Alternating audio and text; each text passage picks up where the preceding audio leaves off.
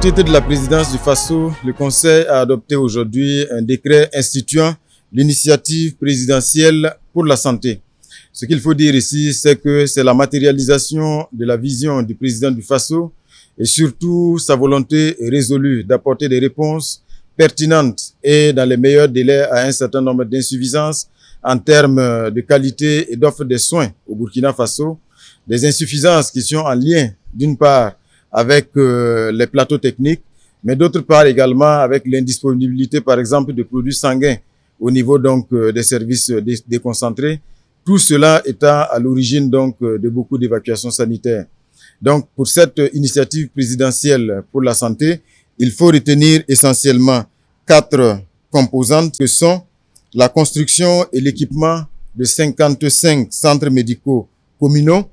Et concrètement, cette composante-là consiste donc en la transformation de 55 centres de santé et de promotion sociale en centres médicaux communaux dans les 13 régions du Burkina Faso. Ce qu'il faut également souligner, c'est que jusqu'à présent, ces centres de santé et de promotion sociale étaient donc dirigés par des infirmiers chefs de poste. Et en outre, il y a aussi au niveau infrastructurel un certain nombre de difficultés liées notamment donc à la vétusté des locaux et surtout à la disposition assez éparse au sein des CSPS des différents bâtiments. À travers l'initiative présidentielle pour la santé, il s'agira de construire à court et à moyen terme des bâtiments juxtaposés et surtout des bâtiments à niveau et en 2 phases. La juxtaposition ayant pour objectif de permettre une meilleure coordination des soins. Il sera également affecté dans ces centres médicaux communaux des médecins généralistes, du personnel de laboratoire et des spécialistes pour l'imagerie médicale et du personnel de soutien pour la maintenance. La deuxième composante de cette initiative majeure, c'est la construction et l'équipement de 5 services d'anesthésie et réanimation dans les hôpitaux. Ce pan de l'initiative vise à doter les centres hospitaliers, universitaires et régionaux dont le service d'anesthésie et réanimation n'existe pas ou manque d'un certain nombre d'équipements médico-techniques pour assurer une certaine autonomie à ces hôpitaux et réduire ainsi les évacuations sanitaires. Ce qu'il faut également indiquer comme composante, notamment la 3e composante, c'est la création d'un institut du cœur au sein du centre hospitalier universitaire de Tengango. Et la 4e composante consiste donc à rendre disponible le diagnostic moléculaire du cancer du sein. Ce qu'il faut indiquer également, c'est que à terme, véritablement, cette initiative devrait aboutir à la modernisation et à l'accroissement de la capacité des infrastructures sanitaires, devrait également aboutir à l'équipement des centres en matériel de qualité, au déploiement de personnel qualifié dans les centres médicaux communaux, à la dotation des centres médicaux d'une capacité à conserver les produits sanguins et à faire la transfusion sanguine sur place, à la réfection des infrastructures, des services existants et surtout à l'amélioration du plateau technique, à la dotation des centres médicaux d'un système informatique intégré qui va permettre donc la gestion des données sanitaires, des données administratives, mais aussi de la trésorerie, à la dotation des centres médicaux régionaux ou universitaires de services et d'une unité de réanimation anesthésie et à la mise à niveau de certains services spécifiques dans les différents hôpitaux. Ce qu'il faut souligner également comme information importante en lien avec cette initiative présidentielle, c'est qu'elle sera pilotée par un dispositif institutionnel organisé à travers le schéma suivant, notamment donc un comité national de pilotage chargé de l'orientation stratégique de l'initiative, une cellule de coordination technique qui aura la charge de la préparation des travaux du comité de pilotage et enfin des comités locaux de mise en œuvre qui seront donc mis en place au niveau des communes et des arrondissements afin donc d'assurer et d'œuvrer à l'efficacité, à l'aboutissement efficace et à la réalisation donc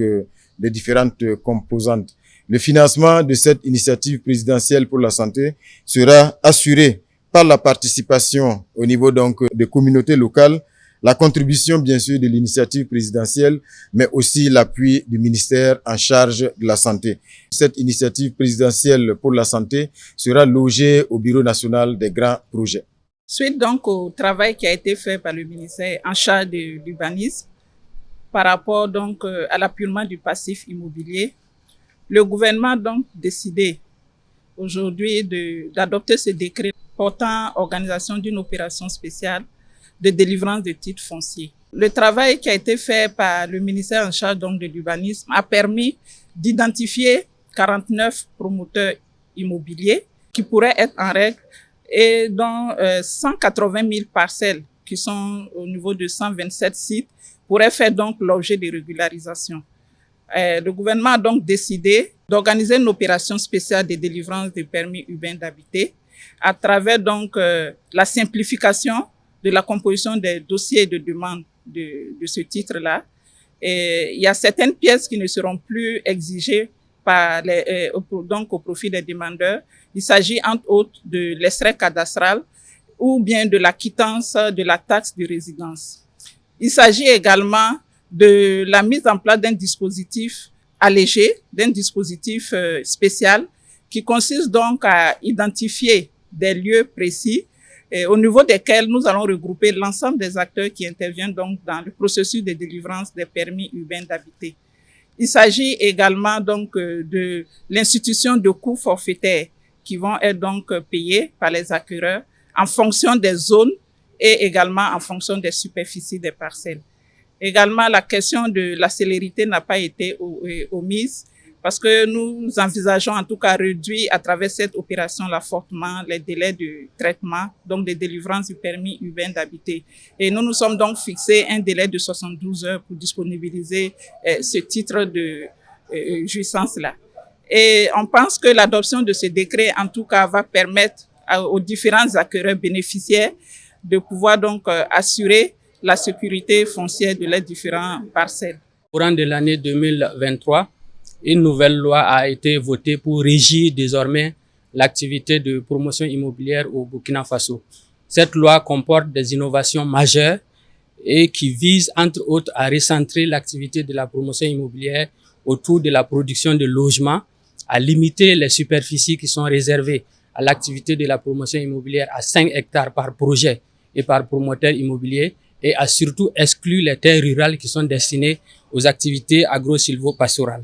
Après l'adoption de cette loi, il se trouve qu'il y a un certain nombre de dossiers qui étaient en traitement au niveau des administrations et donc pour traiter ce passif, un comité interministériel a été mis en place et qui a permis de collecter un certain nombre de dossiers et d'informations auprès des structures publiques de l'administration, auprès des promoteurs immobiliers eux-mêmes et auprès des acquéreurs à travers une plateforme numérique qui avait été lancée au courant du mois de mars-avril 2024. Alors, à l'analyse des informations et de ces dossiers qui ont été récoltés, collectés au niveau des différents acteurs, il ressort que 1812 sites ont été mobilisés pour l'activité de la promotion immobilière dans le cadre de l'ancienne loi de la promotion immobilière. Et ces 1812 sites totalisent 120 000 hectares de terres qui ont été mobilisés dans le cadre de l'activité de la promotion immobilière par 159 promoteurs immobiliers et 5 coopératives d'habitat.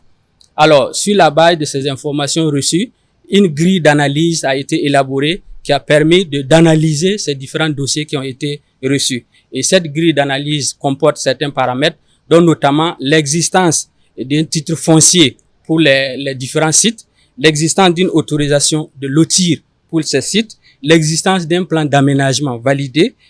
d'un arrêté portant approbation du projet immobilier, de l'aménagement de ces sites-là et également de leur raccordement au réseau d'adduction en eau potable, d'électricité, la viabilisation du niveau de vente et de construction au niveau de ces sites-là. Donc, à l'issue de ce processus d'analyse, des recommandations ont été faites à l'endroit du Conseil des ministres. Donc, aujourd'hui, décision a été prise au cours du Conseil des ministres dans une première phase de régulariser 127 sites qui, à l'analyse de la grille qui a été arrêtée, répondent à un certain nombre de critères. Et ces 127 sites-là appartiennent à 49 promoteurs immobiliers. Donc, il a été décidé de procéder à la régularisation dans une première phase de ces 127 sites appartenant à 49 promoteurs immobiliers. Donc, la régularisation va consister à octroyer des titres de propriété aux acquéreurs, des clients de ces différents promoteurs à travers une procédure qui va être déclinée par le ministère en charge des Finances. Et il revient aux 49 promoteurs immobiliers dont les sites ont été retenus pour être régularisés de prendre des agréments pour se mettre à jour afin de poursuivre la mise en œuvre de leurs projets qui ont été retenus dans la liste des 127 sites qui ont été retenus.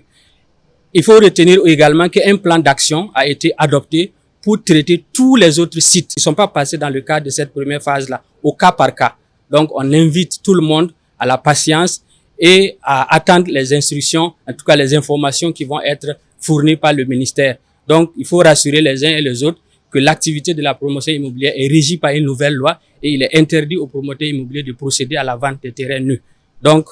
il faut prendre patience et tous les cas seront en tout cas traités par l'administration. Le Conseil a acté le début du processus de transfert des écoles Horizon à la Fondation Maarif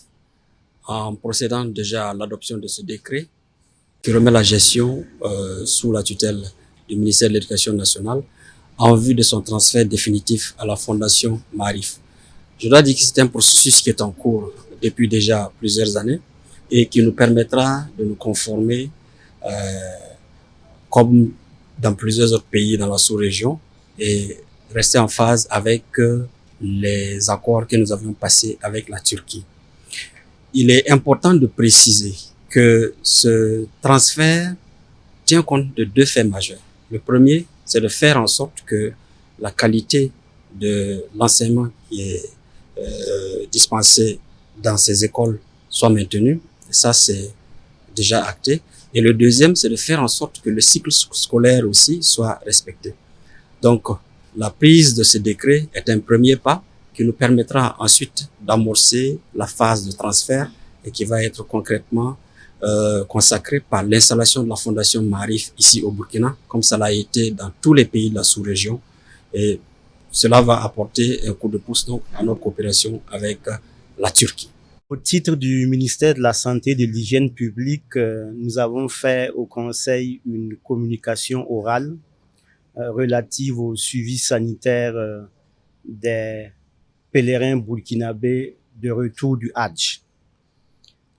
Alors, au décours de ce point,